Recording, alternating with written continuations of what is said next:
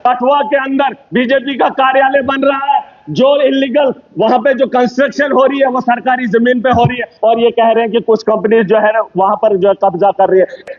Sir पैसा बांटा जा रहा है, बताया था कि ये लोग सब्सिडी देंगे, उन लोगों ने वो पैसा वापस भी किया, उनकी सब्सिडी नहीं आई, डिप्रेशन का शिकार है, ना लोन अदा कर पा रहे हैं, उस उम्मीद में है कि हमारा पैसा कब वापस आएगा। सर माइनिंग की बात हो रही है, सर लोकल लेवल पे टेंडर कराने बड़े जरूरी है और एक टीम बनाई जानी चाहिए जो रॉयल्टी ले, और रॉयल्टी के अंदर बहुत धांधली है। मैं चाहता हूँ डिप्टी सीएम की नोटिस में ये बात लाना चाहूंगा, रॉयल्टी देखने वाली एक टीम हो ताकि उससे रेवेन्यू जनरेट किया जाए, क्योंकि पिछले 4-5 साल में रॉयल्टी में जो धांधली हुई है आप अंदाजा नहीं कर सकते हैं। मैं उसमें आरटीआई लगाने वाला हूं और पता करूंगा कि इलीगल माइनिंग या माइनिंग जो लीगलाइज है उससे रॉयल्टी कितनी उठाई गई है। और मैं डिप्टी सीएम साहब से उम्मीद करूंगा कि आने वाले बजट में इजाफे में माइनिंग का एक बहुत बड़ा योगदान रहना चाहिए। सर पीडब्ल्यूडी की बात है, टेंडरिंग टाइम पे नहीं होती है, जिस तरीके से हमारे एक दोस्त ने कहा, बहुत अच्छी बात कही, 3 महीने के अंदर हमारे काम होते हैं, लेकिन जब टाइम पे टेंडरिंग नहीं होती है तो काम शुरू ही नहीं होते हैं, ना वो कभी खत्म होते हैं। और उसके अलावा सर क्वालिटी ऑफ वर्क, इसमें आरएंडबी हो या पीएमजेएसवाई हो, सर सरकार रोड बनाना चाहती है, मुआवजा दे ही नहीं रही है, पुरानी जमीनों का मुआवजा अभी तक नहीं मिला, और नई जमीन कहते हैं कि स्टेट लैंड होगी तभी निकलेगी, फॉरेस्ट क्लियरेंस नहीं मिलती है, कई सालों से फॉरेस्ट क्लियरेंस की वजह से आज तक रोड नहीं बने। मैं चाहता हूं इस ऐवान से, इस सदन से वो काम हो, लोगों की आप मलकियत जमीनें छीन रहे, उनके मकानातों को उजाड़ दिया, कई सालों से मुआवजा उनका नहीं दिया, लेकिन जंगलात आने की वजह से जंगलात की क्लियरेंस नहीं ला पाते हैं। मैं इस हाउस से उम्मीद करूंगा कि जंगलात का डिपार्टमेंट सरकार का है, और सरकार अगर इजाजत नहीं देती है, कहीं ना कहीं ये कमजोरी है सर हमारी।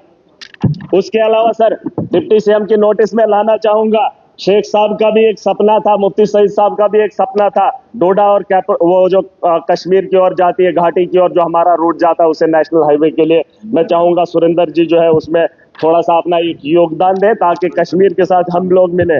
उसके अलावा सर लेबर एंड एम्प्लॉयमेंट की जहां तक मैं बात बताना चाहूंगा, मजदूर तबका बहुत है सर। आज मैं कल की बात बता रहा हूं, कल होली का दिन था, महाकुंभ में मेला था, मेरे 2 नौजवान सर अजीत कुमार और विजय शर्मा, जिनके बारे में मैंने यूपी सरकार से उम्मीद की थी, रात को उन्होंने लाश नहीं दी, जिनकी उम्र एक की 20 साल है और एक की 21 साल है, रोजगार मांगने के लिए गए थे, उम्मीद से गए थे, वहां पर मौत होगी, लाश भी नहीं ले आए सर हम। मैं कहना चाहता हूं लेबर के बारे में कि इनके वेजेस को यहां पर बढ़ाया जाना चाहिए।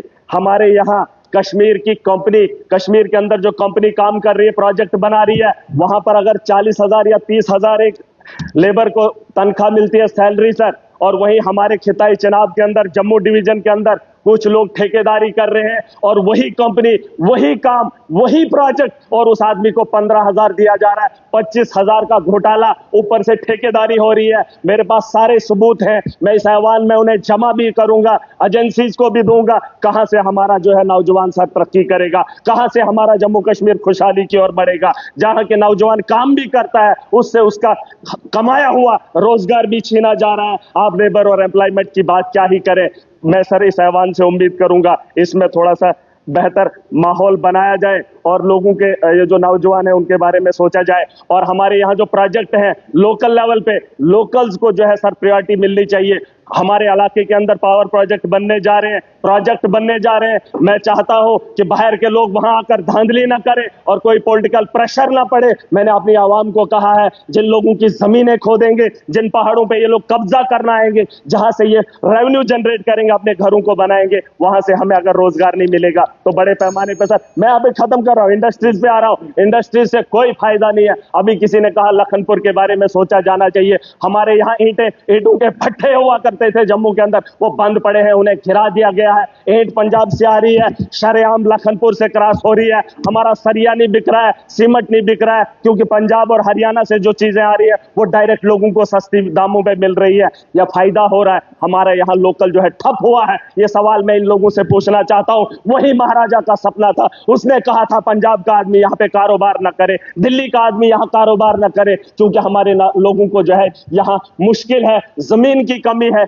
जिस जमीन से हम पैदावार कर सकते हैं, रेवेन्यू जनरेट कर सकते हैं, उसी जमीन को बचाने के लिए और इन नस्लों को बचाने के लिए महाराजा का सपना था, जिस सपने को तोड़ा गया और ये लोग तालियां बजाने लगे थे। सर मैं बात खत्म कर रहा हूं सर, मैं बात खत्म कर रहा हूं। और सर मोदी सरकार ने, सर सरकार ने कहा था कि नौजवानों के रोजगार के लिए हम लोन लाएंगे, लोन भी दिया पिछले 10 साल से।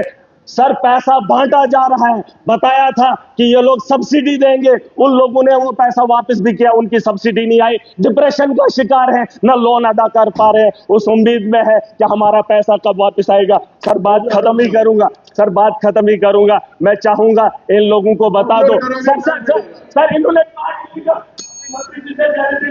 कठुआ के अंदर बीजेपी का कार्यालय बन रहा है, जो इलीगल वहां पे जो कंस्ट्रक्शन हो रही है वो सरकारी जमीन पे हो रही है, और ये कह रहे हैं कि कुछ कंपनी जो है ना वहां पर जो है कब्जा कर रही है। इनके दौर में ये सारी चीजें हुई है, इनको सवाल पूछने का कोई अधिकार नहीं है। ऑटो की एम्बुलेंस कठुआ में चल रही है, जिसकी स्पीड 30 किलोमीटर है, 30 किलोमीटर है सर, उसमें मरीज कब जो है जम्मू के हॉस्टल में पहुंचेगा? 30 किलोमीटर की स्पीड से जो है ये लोग नहीं चलेंगे। कि कोई भी हमारा ऑफिस कहीं स्टेट लैंड पे नहीं बनना चाहिए। लैंड परचेज की है, बाकायदा उसकी म्यूटेशन हुई है। अगर इसका ये सबूत लाते हैं ठीक है, नहीं तो ये फ्लोर ऑफ द हाउस पे इसको सबूत करना होगा और इसको सस्पेंड करना होगा यहाँ से। मैं बता दूं, एक बार सुनिए आप।